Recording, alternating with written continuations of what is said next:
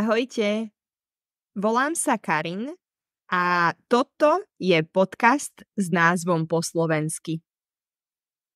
Po rozhovore s Gilom som spravila rozhovor s mojou ďalšou študentkou, pôvodom zo Španielska, s Paulou. Paula sa učí veľmi rýchlo.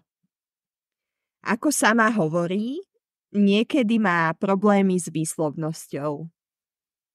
Najťažšie sú slová, ktoré obsahujú veľa spoluhlások, teda konzonantov, napríklad štvrtok, sprcha alebo prst. Súhlasíte? Vypočujte si sami, prečo sa Paula učí slovenčinu a čo sa jej na tomto jazyku najviac páči. Predstav sa prosím. Ako sa voláš? Odkiaľ si? Čo robíš? Ahoj, volám sa Paula.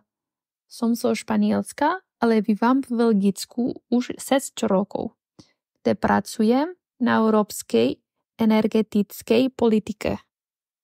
Ako a prečo si sa začala učiť slovenčinu? Prečo učím slovenčinu?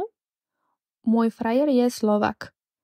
On hovorí veľmi dobre po španielsky a chcela som rozumieť jeho jazyk a rozprávať s ním, s jeho rodinou a našimi slovenskými kamarátmi.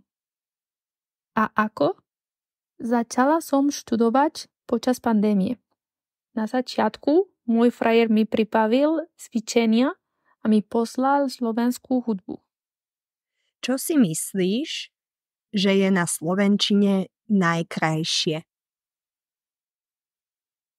Podľa mňa znie veľmi krásne.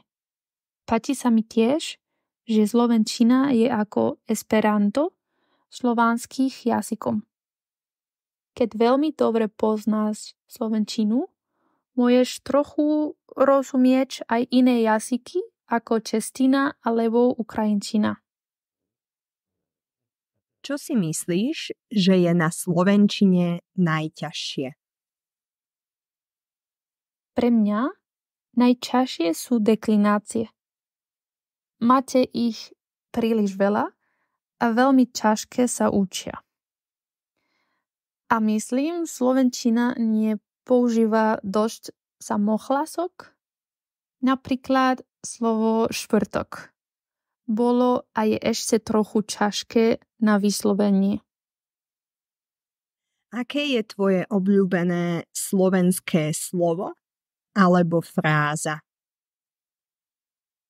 Myslím si, že moja obľúbená fráza je mám rada horálky. Horálky sú moje obľúbené slovenské keksy a to bola prvá celá fráza, ktorú som učila po slovensky. Moja prvá-krát na Slovensku išla som na festival Východná. To je slovenské folklórny festival blízko Tatry. Povedala som túto frázu náhodnému mužovi a muž mi dal jednu horálku. Je slovenčina podobná tvojmu rodnému jazyku? Alebo jazyku, ktorý už ovládaš? Nie, môj rodný jazyk je španielčina a je veľmi iný. Viem tiež angličtina a francúzština a sú veľmi iné tiež. Bohužiaľ, moje jazyky nemi pomáhajú so slovenčinou.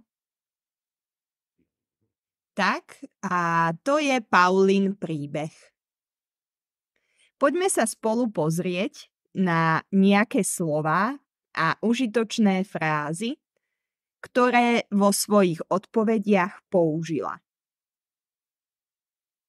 Dve veľmi dôležité a často používané slovesá, ktoré použila aj Paula, sú vedieť a rozumieť.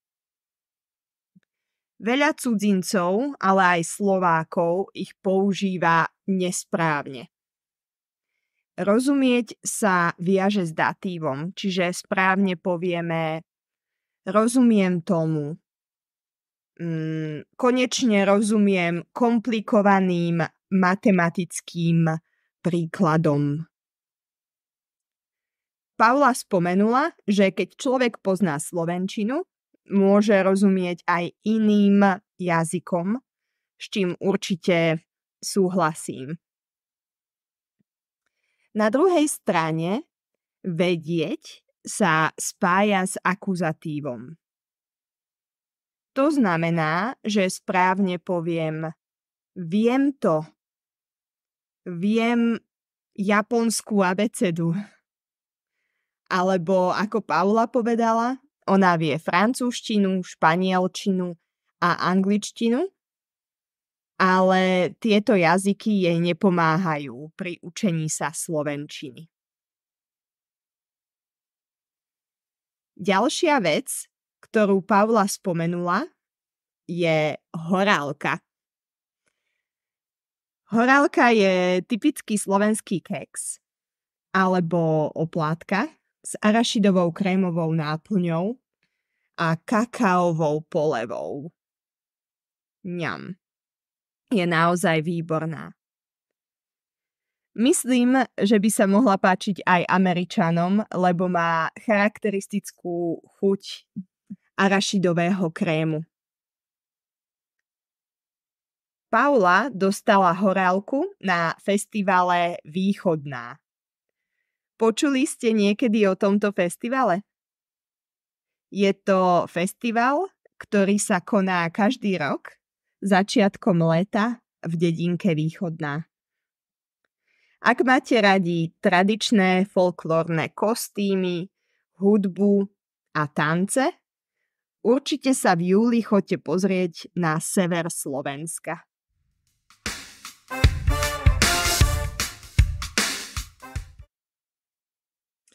Tak, a sme skoro na konci. Dúfam, že Paula bude so slovenčinou pokračovať rovnako intenzívne ako doteraz. Už teraz hovorí naozaj veľmi dobre. Na mojej Ko-fi stránke je dostupná aj transkripcia v PDF. Odkaz nájdete v popise tejto epizódy. Rada by som pripravila ešte niekoľko podobných epizód s ľuďmi z rôznych krajín a preto budem rada, ak ma podporíte. Čaute!